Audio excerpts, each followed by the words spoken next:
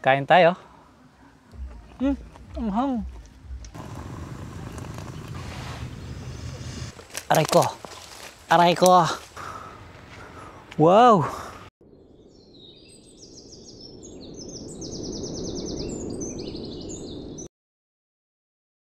Alright, welcome back ulit sa ating moto camping. At ngayon, may nag-request ng special na ulam which is Bicol Express. Hindi tayo marunong magluto niyan pero I'll try my best. Ngayon, sa Zambales naman tayo magka-camping at base dun sa nakita ko sa mga nag-post, malinis daw yung ilog nila doon at pwedeng maligo. At mamamalengke tayo sa, syempre, saan pa ba kundi sa Castillejos. Kaya tara, samahan niyo ako at mag-ride na tayo papunta doon.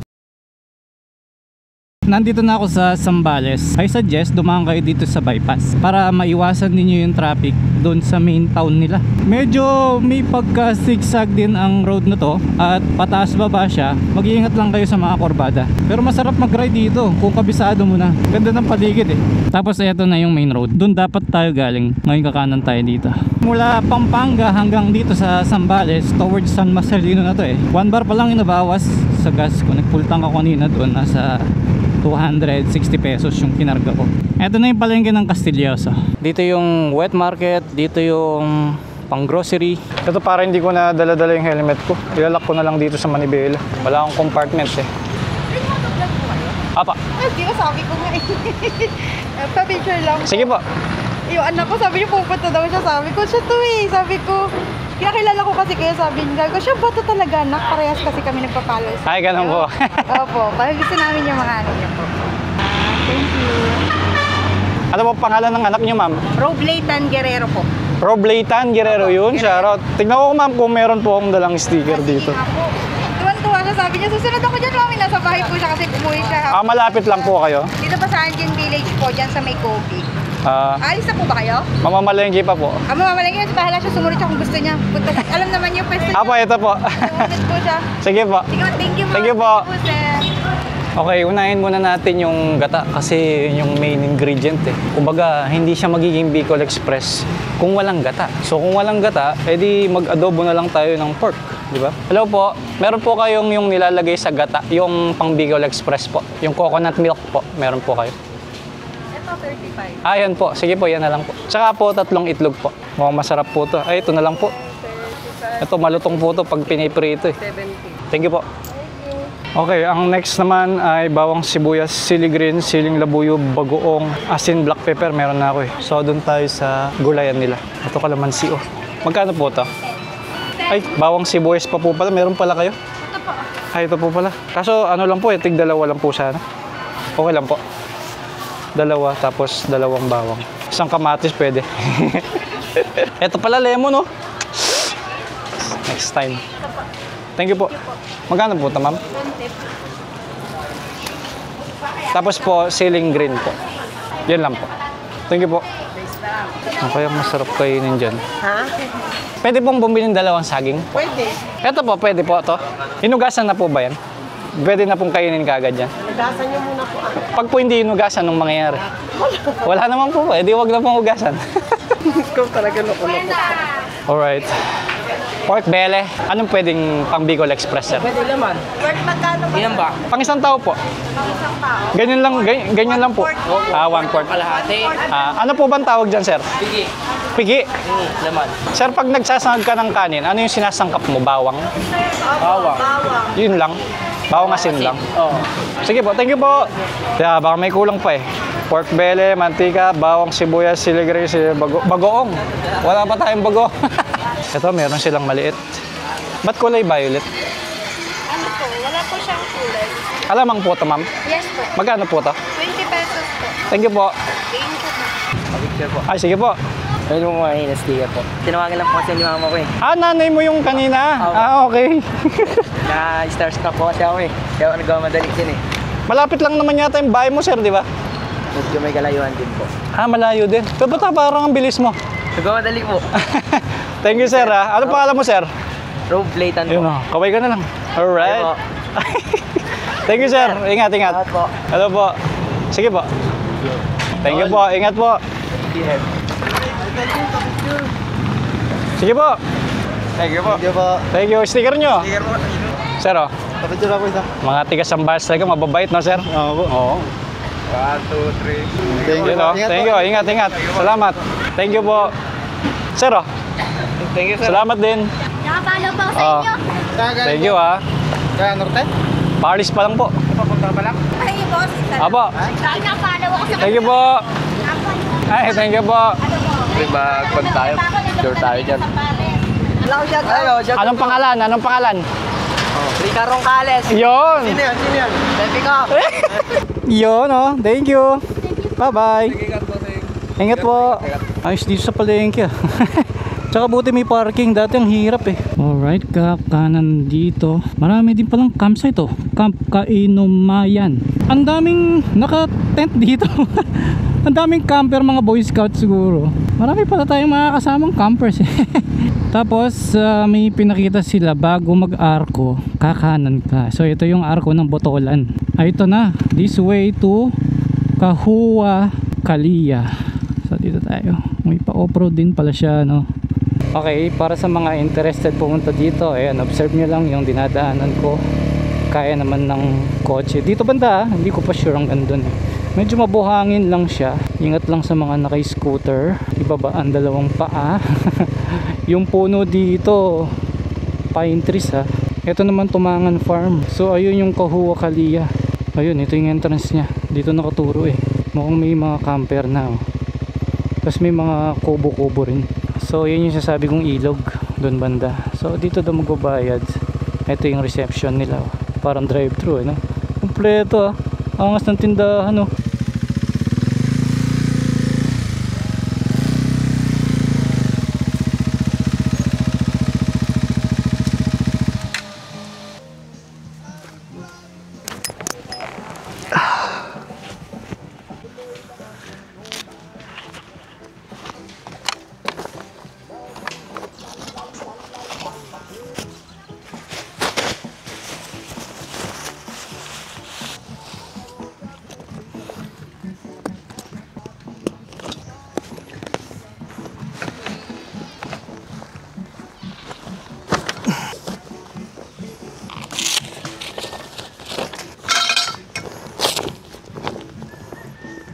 Basa pa.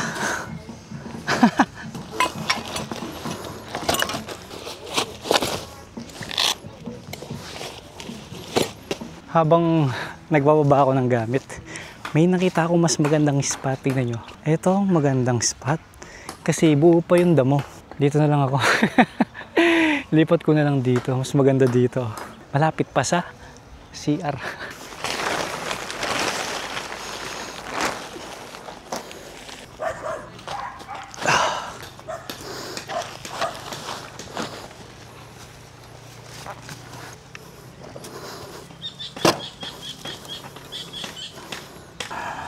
Ito yung sinasabi ko. Hindi mo na kailangang bulat-latin. Yun naman ang bag ko. Nakalabas kagad yung pole. Tutusin, dapat di ko na ito ibabalot. Kahit na itali ko na lang sana, ganyan. Kaso kasi baka malaglag. Then, nasa bungad naman tong bubong ng canopy. So, ating gawi. Nandun yung view. Dito tayo magtatayo ng pole at doon sa dulo. Kung wala naman malalaglag dito, di ba?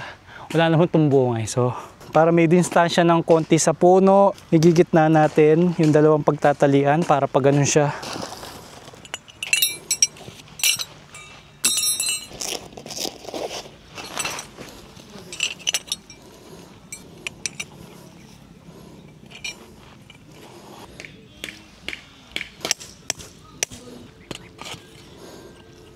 Ngayon, magbibilang ng 8. 1, 2, 3, 4, 5, 6, 7, 8. Nako, basa pa.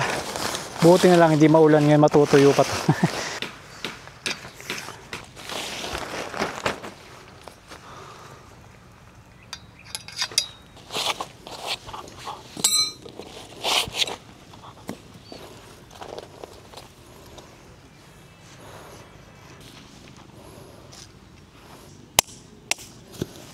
Okay, sa mga hindi pa marunong magtali, turuan ko kayo. Tingnan nyo na lang. Tapos, i-replay nyo na lang, okay? I-shoot mo lang ganyan. Tapos, ganon. Tapos, ikot mo ng 3 to. 1, 2, 3. Pagkatapos, dalhin mo sa taas. Ilagay mo sa ilalim. Tapos, ilusot mo. Pagkatapos mong ilusot, higpitan mo. Ganyan dapat itsura niya. Then hilahin mo. Ayun, na-adjust na siya ngayon.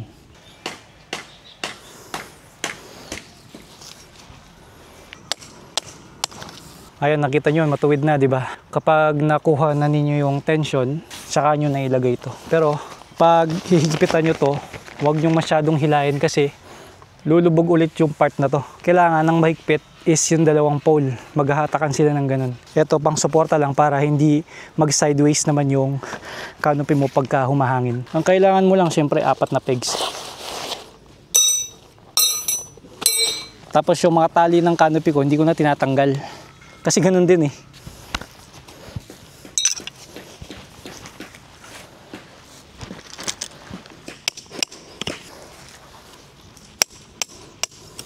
Natutuwa talaga ako pagkatapos ko magtayo ng canopy. Kasi ang ganda niyang tignan. Tapos may tatak pa na black tog na ganyan. Sana kung pantay sila eh. Kaso mas maliit yun dun. Sa ilalim ko pa ng puno. Sarap dito. Tahimik na rin. Depende sa mga nakasabay mong camper. Pero sa nakikita ko ang linis oh. Na-tsempuan lang natin na walang masyadong nag-a-avail ng cottage. Yung mga nagdi-dator lang. Ito kukuha lang ako ng isang alloy peg para sa tulugan ko. So ito na yung time para ilabas na lahat ng aking gamit dahil nasa ilalim yung aking tent. Ito yung pinakamalaki sa lahat. Ayan, ganyan siya kalaki. Tapos meron pa siyang ganito, yung cover niya mismo. So ito talaga yung sumasakop ng bag ko. Meron akong isang tent doon na ground tent. Ganito lang siya kalaki. Meron lang talagang disadvantage kapag floating tent yung dala mo. Kasi ang laki ng frame niya. Tapos itatago ko muna tong lagayan ng hammer and pegs. Pinapakita ko lang para alam niyo yung proseso kung paano ko magtayo ng tent. Kasi marami ding na-inspire sa setup ko. Kasi nakikita nyo naman, di ba? Motorcycle camper ako. Hindi ganun kadami yung kaya kong dalhin. Pero na-impress sila dahil pag naka-assemble na lahat ng gamit ko, nagtataka sila paano nagkasya sa big bike gayong wala naman siyang compartment.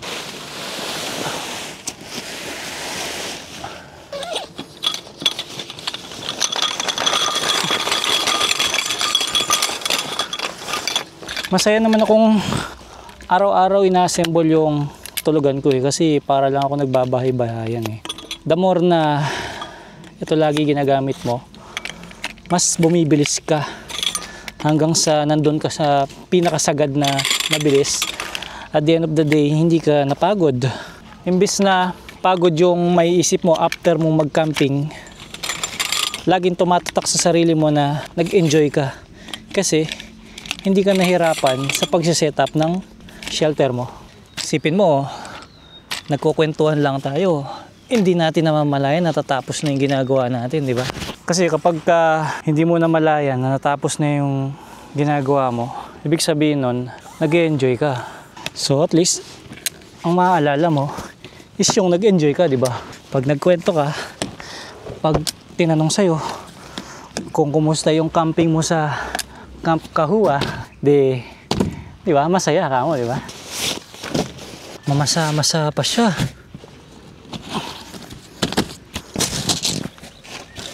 Habang tumatagal ako dito, naisip ko nga what if, diretso ko na kaya after ko dito na mag-camping sa Cotto Mines, ano? Kaya lang kasi sa Cotto Mines, kailangan kumuha muna ng permit sa munisipyo. Ako, malamang ang alis ko dito mga 2:00 ng hapon. Kaya di ba kailangan umaga nandun ka na. So mukhang negative siya. Buo na yung isda ko. Kailan kaya ako makakapamingwit? Hindi ko alam gamitin yung fishing rod ko.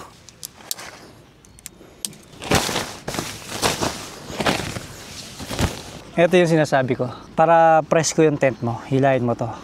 May pasingawan sa ilalim. Pwede rin itali mo na lang dito. Kasi ang advantage kapag inatras mo tong tent, lalaki yung space mo dito.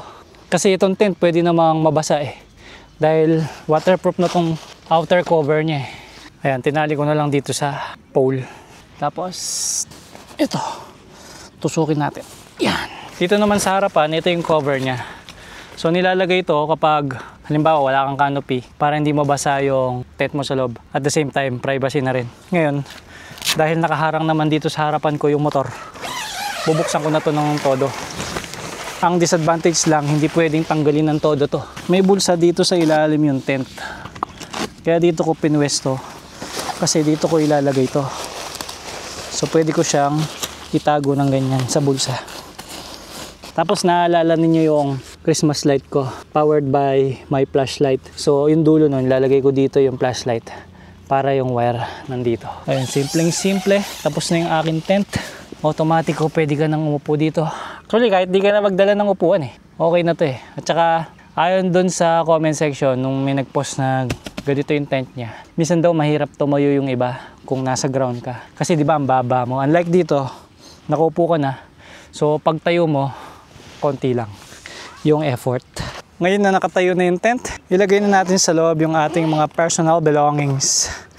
Like tank bag, dahil nandito yung mga cellphone tsaka pera ko. Ito yung sinasabi ko last camping natin, na dahil nandito sa motor yung box, pag nilak mo na yan at nilak mo tong pinto, hindi na makukuha ng kawatan, hindi na rin niya mabubuksan at nandyan na sa tabi mo. Unlike kapag box lang siya, kahit nakalak yung box mo, pwede na buhatin ng buo yung box dito. At yung aking kumot. So sa bahay, dalawa yung ganto ko. Dahil nga nabasa nung nakaraang camping, so ito yung kinuha ko ngayon. So dapat dalawa yung ganto nyo. Para, sa bagay, ako kasi content creator, so lagi akong gumagawa ng camping videos. So kailangan ko ng lagi may reserba. Para kung mabasa, mayroong tuyo na nakaredy. So yung isa ngayon is nakasampay na sa bahay. Nilaban na ni Mrs.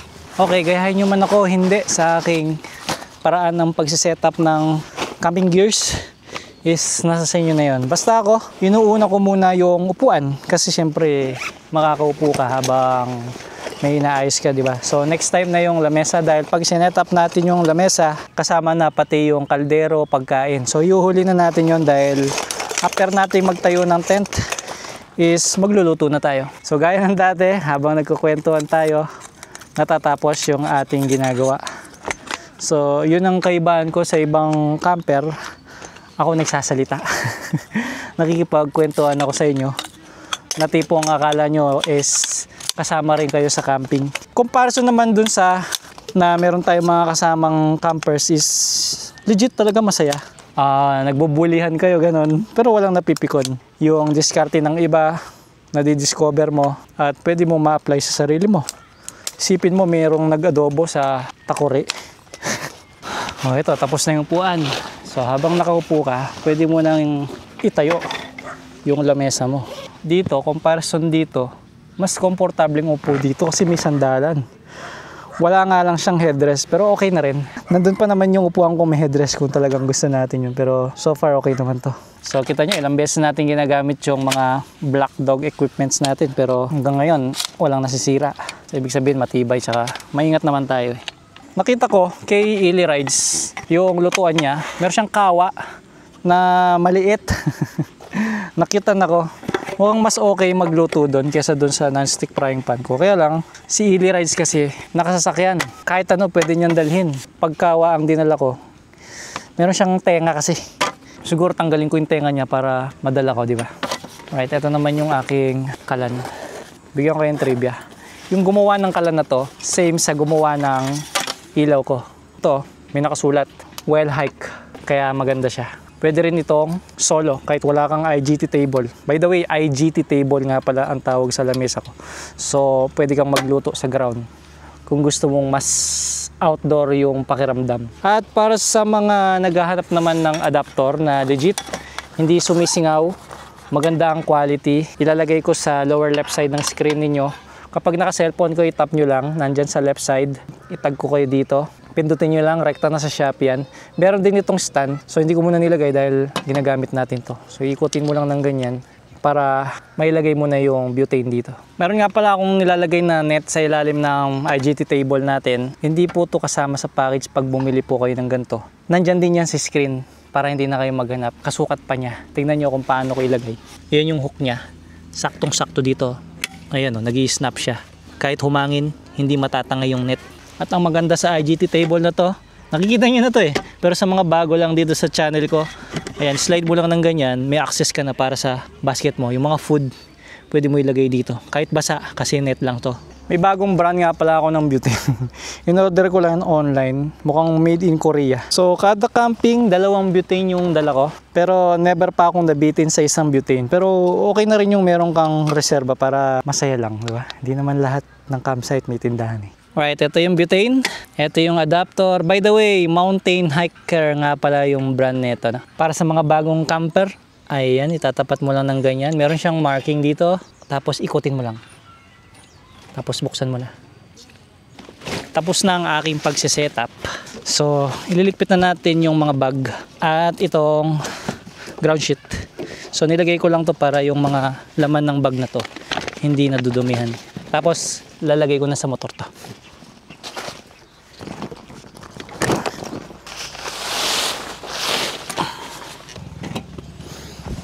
Diba? Napakasimple ng camping gears natin. Hindi ako nakaramdam ng pagod. Dati pagod na pagod ako eh.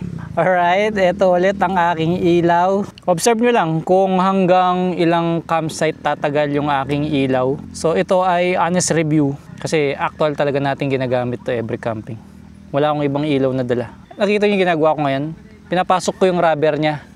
Kasi lagi nakasabit ng ganyan yan. So pag pumatak yung ulan, diretso dito yung tubig. So kailangan shielded siya. Ay, malyari may ilaid. Oh, Sige po, luklok ko po. Sige po. Mag-iyon na kayo. Wow, maganda. Yeah, Pero, diba? adwan tao, malyari kayo na eh. Mas kopya po pag adwan tao. Pero adwan sigurong kayo kayo. Pwede yan pong pidikit.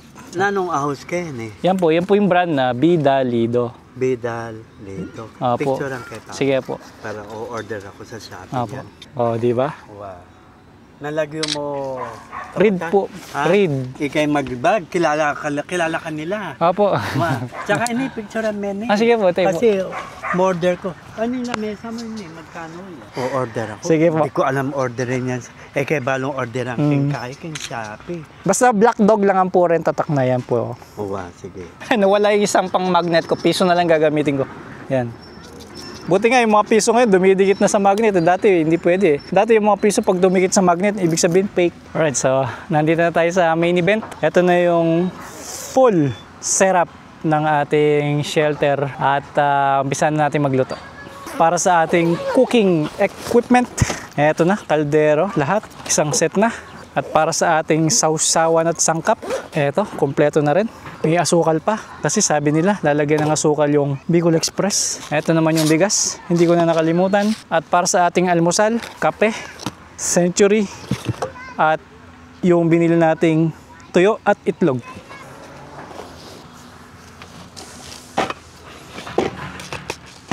Yung mga hook ko, sinokto ko na ng 10. Kasi alam ko 15 yung ganito ko. Parang hindi na ako nagbibilang. Ayan, 10 buhos, 10 kagad. 5 dito, 5 sa kabila. Basta lagi yung tatandaan lahat ng mga ginagamit ko dito, nandyan lang yan si screen. Medyo nabawasan na yung mga nagko-comment sa akin na kung saan ko nabili ito, kung saan ko nabili yon. Kasi nakikita na nila si screen eh. Buti nga, naisip na ni YouTube gawin yun eh. Shopee pa. Buti nga, nag-partner yung YouTube tsaka Shopee. Ang galing talaga. Yung ibang social media platforms, ginagawa na yan eh. Siyempre, mapag-iiwanan yung YouTube pag di niya ginawa yun, di ba? O, di ba? Sakto, 5.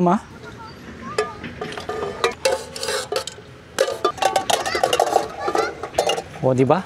Sakto rin. Meron akong dinalang pineapple juice dito. Maganda sana kung meron tayong yelo. Kaya lang kasi hindi ako makapagdala ng yelo dahil natutunaw. Ngayon, di ba, merong insulated tumbler like yung Aqua Flask, Stars, ganyan. Ang gusto ko sana, maglagay ako ng lagayan ng tumbler dito. Dito i-mount. Di ba merong ganun sa TikTok? Yung pag ginanyan mo, mag-expand siya tapos may lalagay mo ng ganyan yung tumbler. Ayan, nakita nyo, di ba? Walang cover yung tulugan ko. So, medyo kitang-kita tayo, di ba? Ngayon, ihaharang ko tong motor ko para may konting privacy. At sinakto ko talaga na yung payat na part ng canopy ko is dito banda para dito ko ipapark yung motor. Dahil dito sa kabila, yun yung malapad. O, di ba? Yung banda dito, hindi masyado kita. Tapos yung dito naman, dito ako nagluluto. So, okay lang. Pag tinignan mo ng malayo, hindi ka masyado, alam mo yun, lantad, di ba? Pagka nandito ka sa right side ng tent ko, ayan, hindi ka masyado kita, di ba? Tsaka ang gandang tignan, oh. Pwede nga pang thumbnail ito, di ba? Ganyan. Pero mas magandang thumbnail yung nandun sa ilog kasi yun talaga yung maganda dito eh. Kumbaga sa mga campsite, dapat meron kang uniqueness among others. Okay, bago ang lahat, igib muna tayo para makapagsaing na. So napakaswerte natin dahil ang igiban, eto lang. Ngayon, kung ayaw nyo nag-iigib ng sa CR, may nakikita akong gripo doon. May shower pala dito. Tapos may poso din sila. Uy, pwede.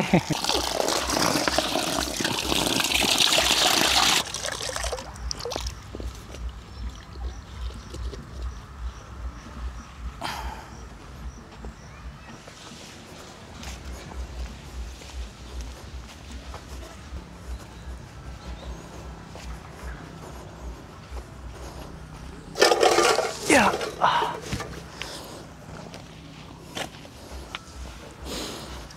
At eto na nga ang ating main event. Magsayang kaya ako dito sa malaki. Tapos yung sobra, isasangag ko bukas.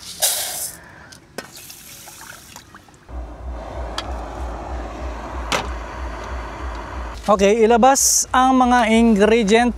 Masaya to, masaya to. Request ng aking masugid na tigapanood. At may prutas nga pala ako eh, no? So, lagi yung tatandaan guys, kapag meron kayong prutas, itanggalin nyo kaagad sa plastic dahil magpapawis. Okay, ito naman yung isa. Sana hindi nabasag yung itlog. O, may raw meat pala tayo dito. Ayan. Ito naman yung sile. Ito yung ating gata. Yung ating kalamansi, bagoong, bawang, sibuyas, kamatis. Yung kamatis, bukas pa siguro mapapakinabangan to dahil nga meron tayong itlog. Sabi ko na eh, nabasag yung isang itlog. Diles, bukas na to. So, simpleng-simple lang ang ating sangkap. Kalamansi, bukas pa to. Kamatis, bukas na to.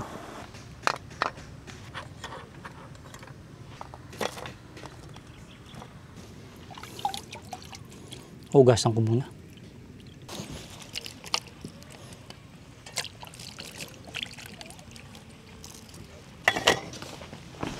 Sa mga nakikita kong nagbi-Bicol Express, pahaba yung hiwa nila eh. Kaya nagpatayis na rin ako ng patayis. Ano ba sa Tagalog doon? Basta kalimutan ko yung Tagalog ng patayis sa Kapampangan, yung basta ibabalik sa dating matalim yung kutsilyo yun. Okay.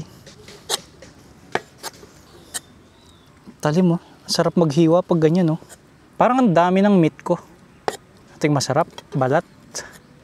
Right, set aside muna natin to. Pagkatapos hiwain natin yung mga bawang sibuyas.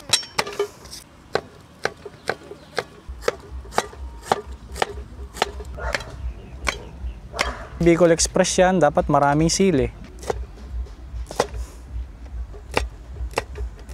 Makulay ang ating ulam ngayon. Initin ng frying pan. Ihanda ang sangkap. Black pepper, sugar, syempre mantika. Okay, panoorin nyo lang ang aking pagluluto. Lagyan ng mantika. Kapag mainit na, ilagay yung meat.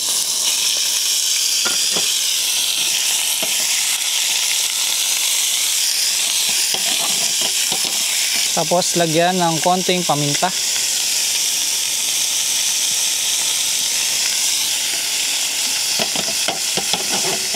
Tapos kapag nag golden brown na siya, set aside muna natin. Ilagay ang sibuyas.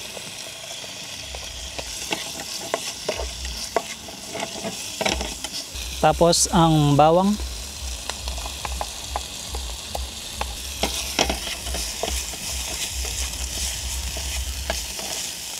Then ilagay ang meat.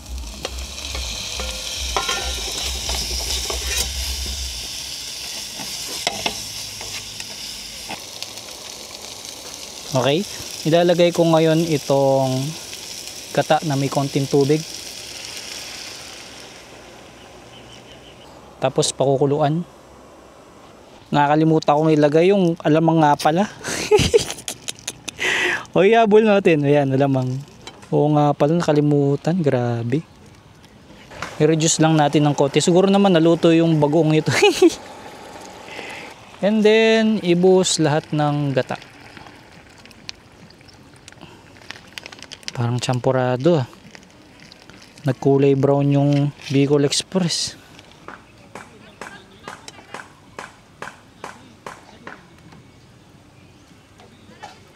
Lagyan natin ng konting asukal,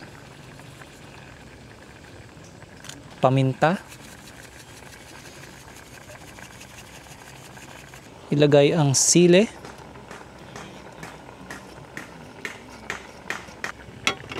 haluin natin,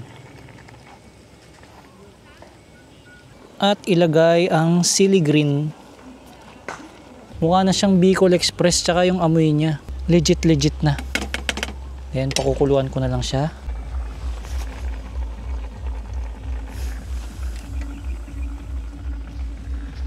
Parang aga kong natapos ngayon ah. Di ba dati ginagabi ako?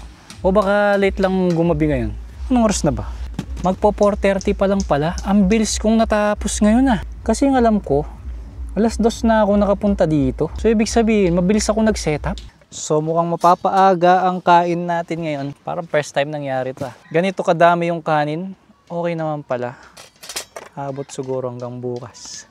Siguro. Ito yung tinira natin. Tapos, kuha tayo ng konti. Kain tayo. Mukhang mukbang eh, no? Dami kong kanin. Unang tikim.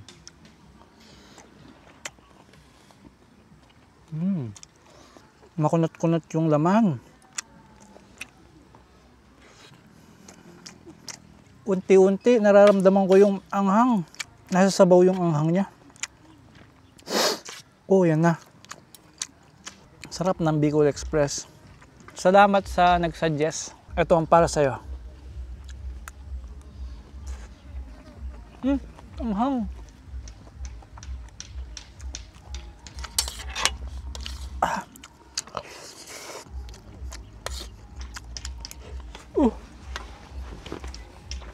Manghang to. Iwasan na lang natin yung sili. Mainit-init siya. Mainit pa siya. Mainit pa yung ulam. Dahil sa sili.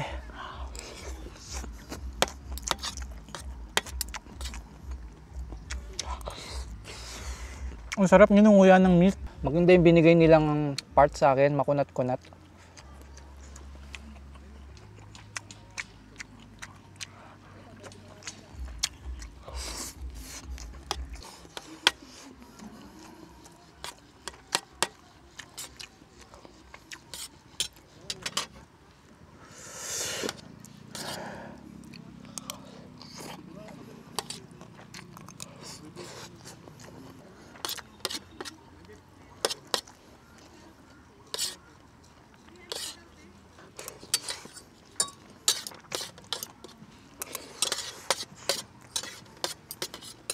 Naubos ko yung kanin ko.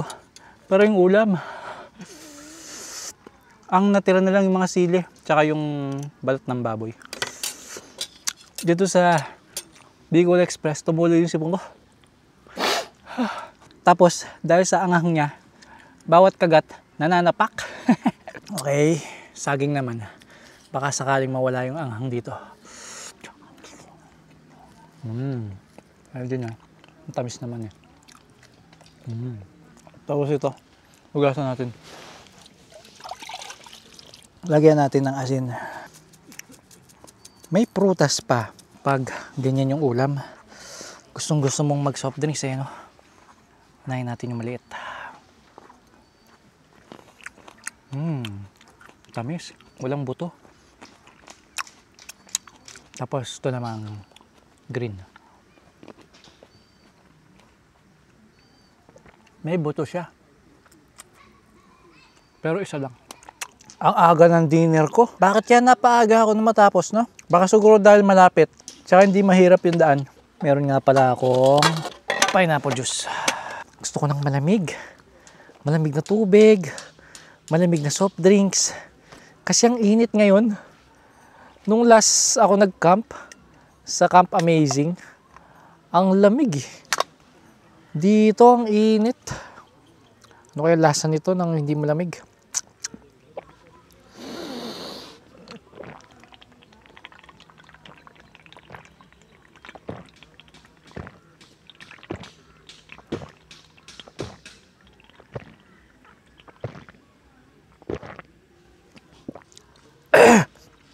Ang kati sa lalamunan. Ba't ang init nito? Thank you Del Monte Pineapple Heart Smart. Ito yung pang bonfire natin. So, ang tagal ng panahon hindi ako nakapag bonfire. At least ngayon matatry na natin. Meron din palang lababo dun. No? Doon ako maghuhugas ng plato.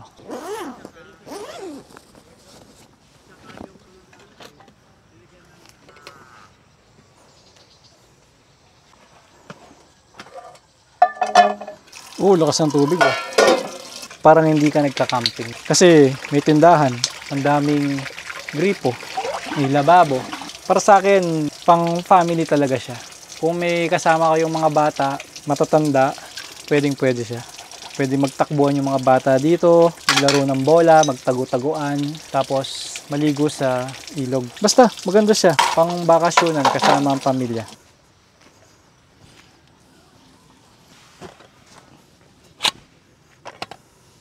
May good news nga pala ako para sa mga mahilig mag-cellphone. May signal po dito.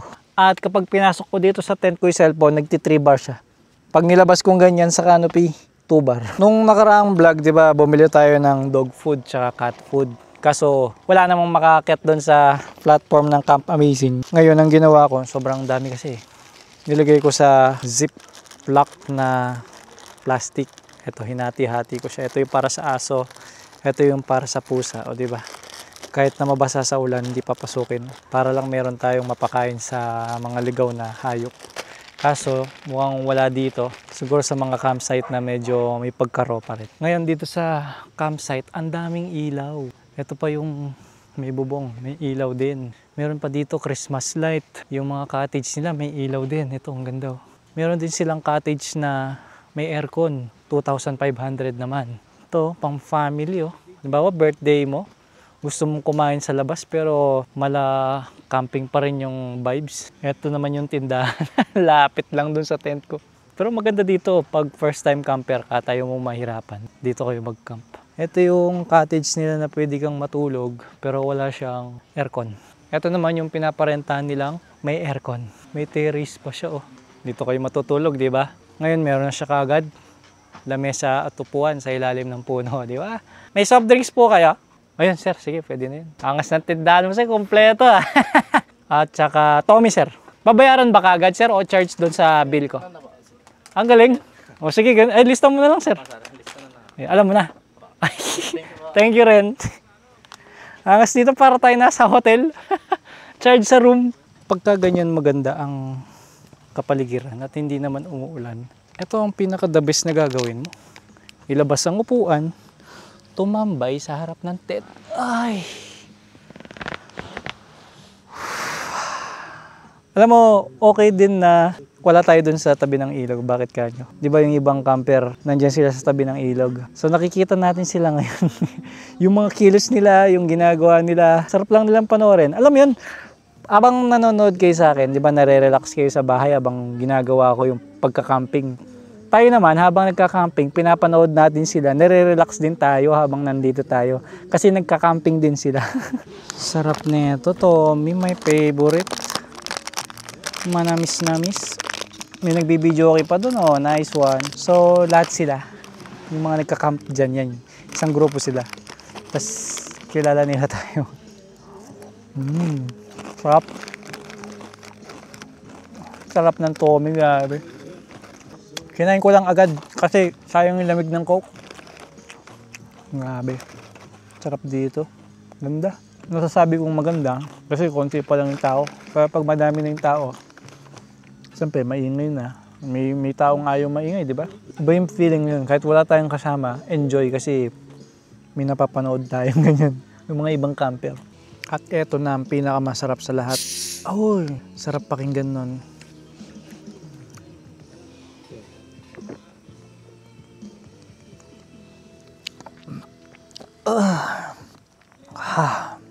Binigyan ako ni Madam yung nagtanong ng gamit natin kanina ng tinola. Oh. Maraming salamat po, Madam. Nakakaya wala man ako maibigay sa kanila. Ang sarap ng tinola nila. Native na manok. Paano magtatagal yung kanin natin? Ito may nagbigay ng ula. Baka kainin ko na yung kanin ngayon. Ngayon, magbo-bonfire na lang ako. Habang kinakain natin itong tinola. Nandito yung griller ko eh. Yung mga gamit ko, hindi ko na nililipat sa pwesto. Dito lang din. Ang maganda pa dito, hindi sila maselan sa bonfire. Kahit saan pwede kang magpwesto. Ngayon kukunin ko yung butane dito. Tapos yung torch. May binigay yung kasabayan kong camper. Binigyan niya ako ng kahoy na ganito. Ito daw yung kahoy na binigay sa kanila nung nag-camping sila sa Atok Benguet. So ito daw ay nag-o-oil. Ito tapos mabango daw. Pwede daw itong maging igniter. So kahit isa lang yung gamitin, sindihan mo lang daw ng lighter, mag-aapoy siyang kusa. Ngayon bago ko sindihan, ready ko lang tong torch.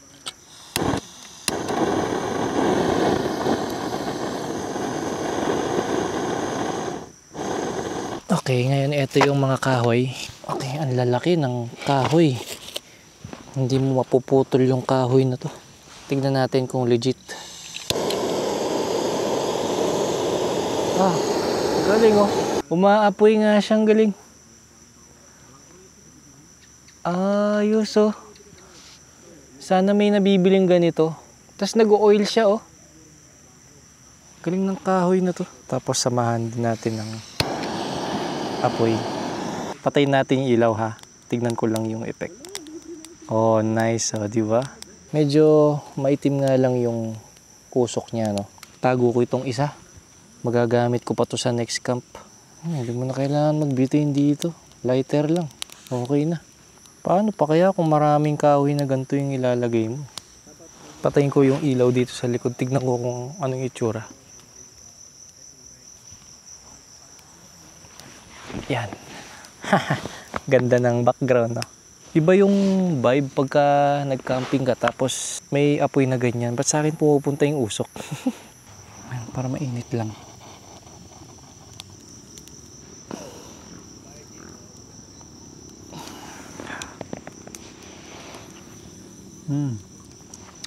Init.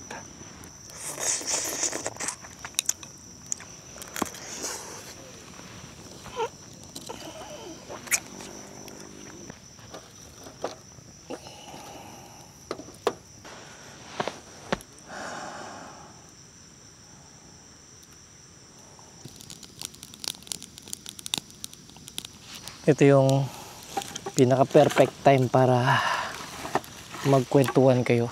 Lalo na kung unlimited yung kahoy. Buti dito mayroong mga kahoy na pinagtabasan eh. No? Konti pa lang inilagay ko, wala pa sa kalahati pero lakas ng apoy.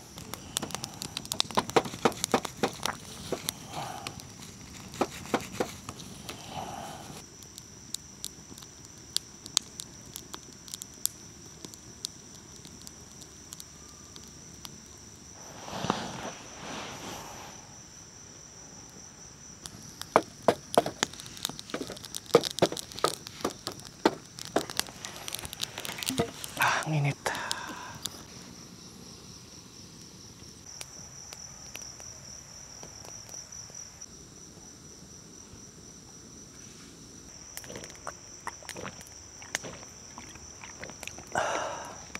Okay, ligo time naman. Hindi ko pa naipakita sa inyo yung CR, di ba?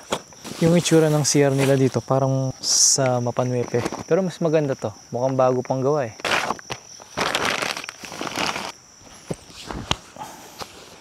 Sarap. Mahina lang yung tunog ng ilog dito. Para lang may nagpiprito. Mababaw lang kasi yung tubig.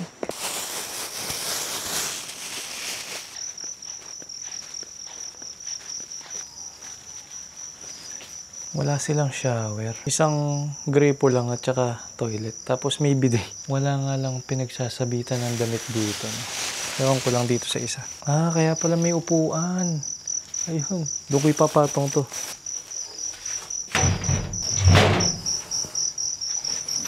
Lumalaban yung pinto. Patay natin yung ilaw.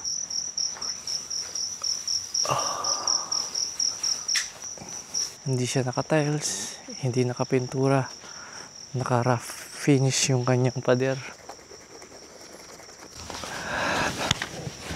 So yun, mag-i-sleep na ako. Alam na mga camper yung sleep time. Quiet time pala. Okay, drone shot tayo pag gising natin. Okay?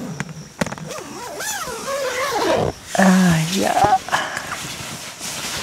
Bibiyahe na naman.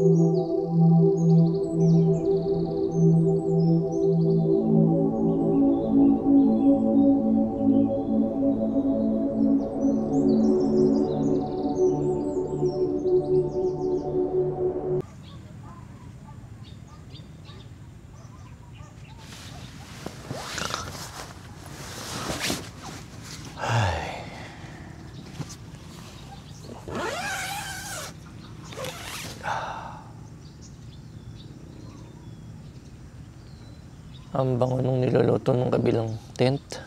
Nakagutom. Amoy hotdog. Dapat pala bumili rin ako ng hotdog, chicken hotdog.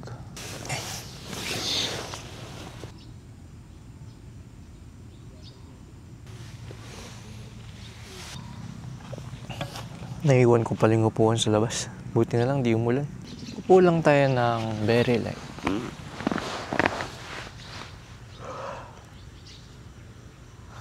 Agad nilang nagising eh, no? Pero masarap gumising ng maaga. Damo mo pa yung lamig.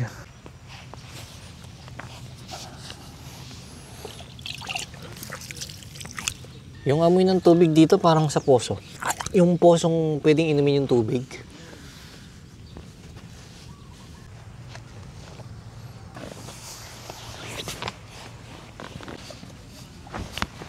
Magsasangag na tayo. Pwede pa yung kanin. Dudurugin ko lang sa kamay. Ngayon, dito pa lang, lalagyan ko na ng asin. Nakaka-enjoy tuloy maghiwa-hiwa. Matalim yung kutsilyo ko.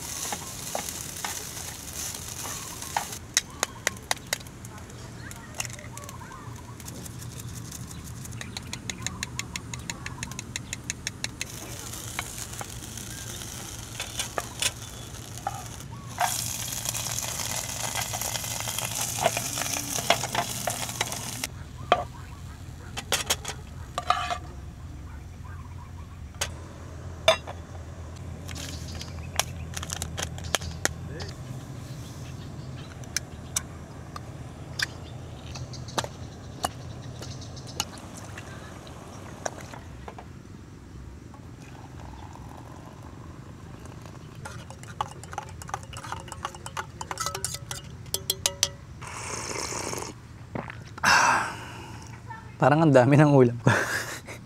Iba yung kulay ng itlog dito, orange. Pisahan natin sa Century. Tapos patis na may kalamansi.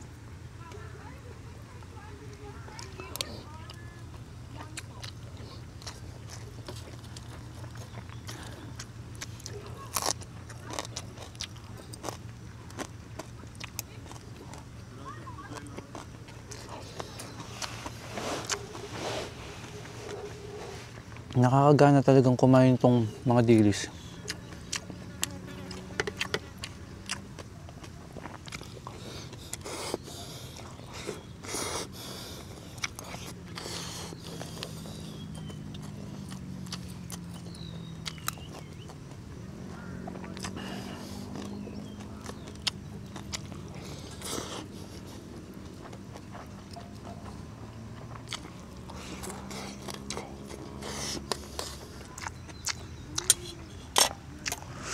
Nabiluman ako.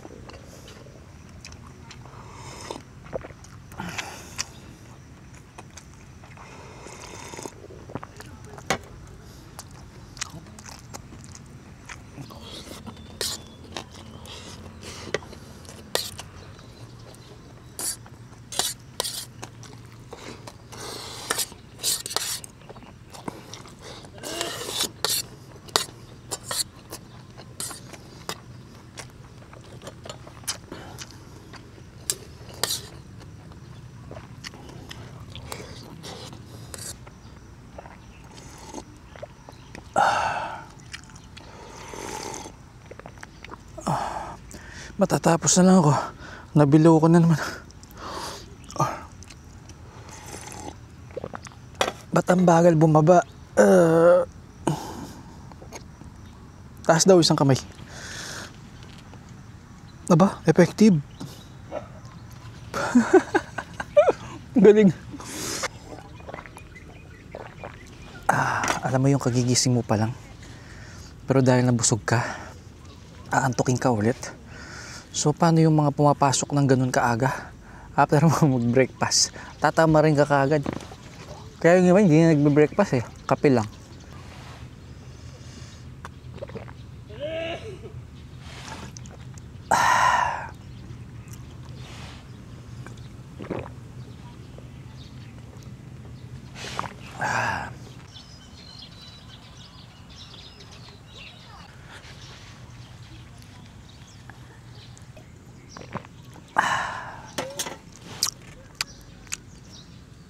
Sarap matulog pagkatapos kumain. Hirap kumilos. Parang biglang bumagal yung utak mo.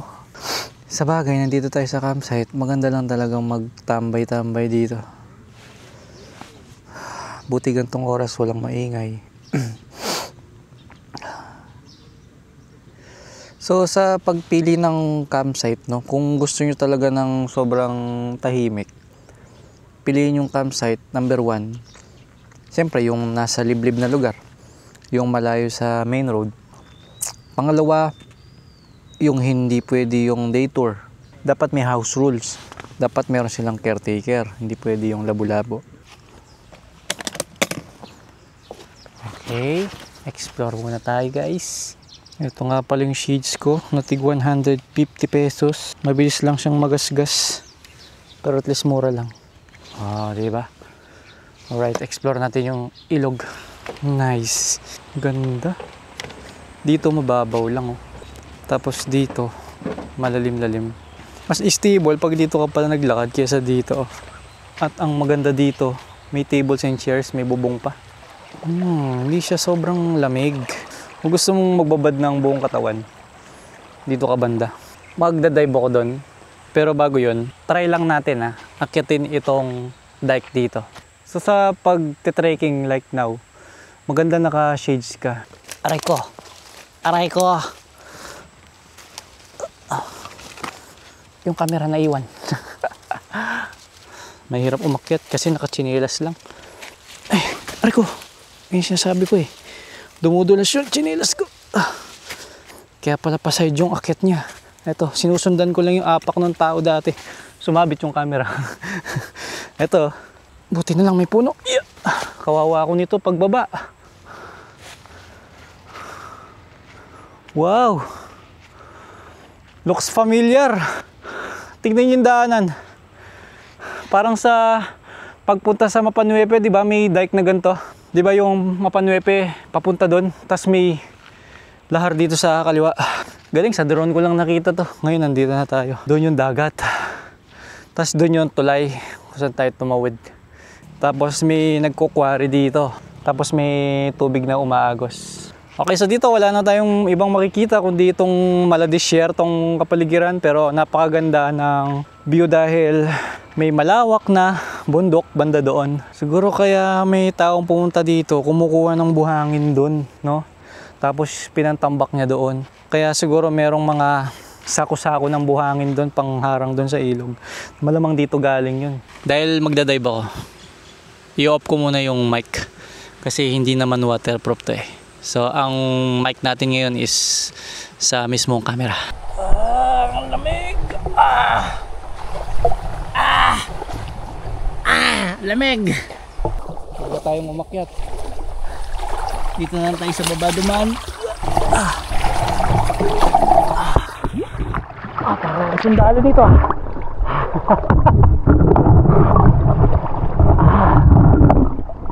survival.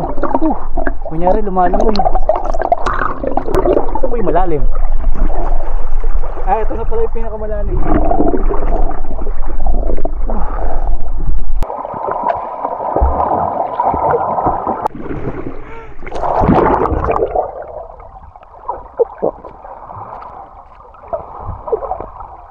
Sa lahat ng campsite na merong ilog, ito yung pinakamaganda sa lahat. Para sa akin ha.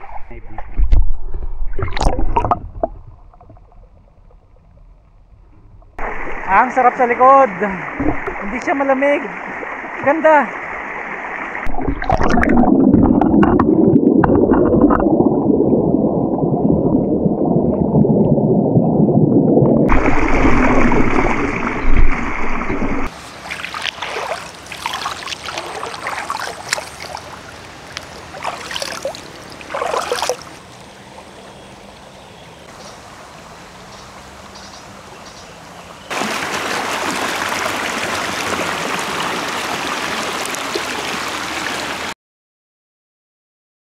Alright, narito naman ang ating conclusion dito sa campsite na ito. So obviously, ang pinakabentahe sa campsite na ito ay yung kanilang napakalinis, napakalinaw na ilog. Pangalawa, ang nagustuhan ko pa dito ay malapit lahat. CR, lababo, at napakaliwanag kapag gabi. Ngayon dito, expect nyo lang talaga na medyo marami kayong makakasabay na tao dito kasi pwede yung day tour. Tapos marami pang cottage, so marami yung gustong magstay lang dito ng maghapon tapos uuwi na bandang gabi. Ngayon, kung gusto niyo yung maranasan, yung naranasan namin ngayon dito na medyo tahimik, is pumunta kayo ng weekdays. Sa rate naman dito, 400 pesos, pasok sa budget. Okay, ngayon naman is magliligpit na ako.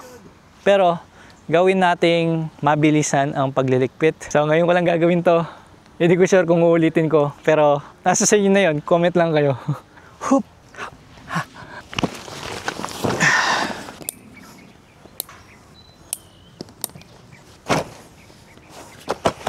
Alright. Ngayon na natapos ko na yung paglilikpit. Ready na tayong umuwi. So yung pagpunta dito, nakita nyo naman, no, kahit anong klaseng sasakyan, pwede madali lang siyang puntahan. And di ba napansin nyo? Ang bilis ko nakarating. Dito nga pala kapag kadarating ninyo, aabutan kayo ng basket na ganito. Lagayan ng laundry. Pero basurahan po siya. Bawat camper merong isang ganito. So wala siyang security deposit and pwede mong iwanan yung basura dito. Sila nang bahalang mag-dispose.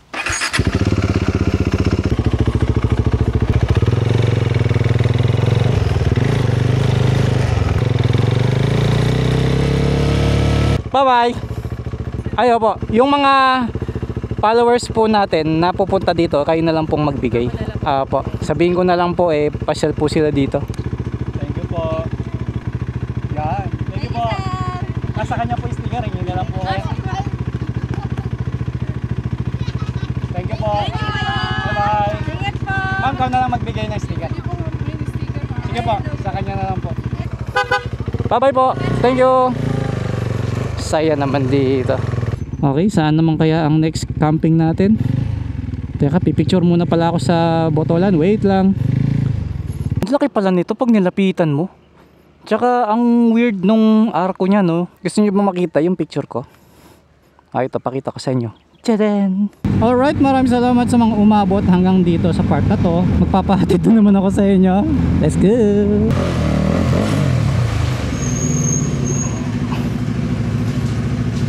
Time check 3 PM. Nandito na ako sa bahay. Alright, maraming salamat sa paghatid sa akin. Naulanan tayo. Sobrang lakas ng ulan sa Olongapo. Gaya ng dati, comment lang kayo kung anong ulam ang gusto ninyong iluto ko. Alright, maraming salamat. See you next vlog. Read for Speed.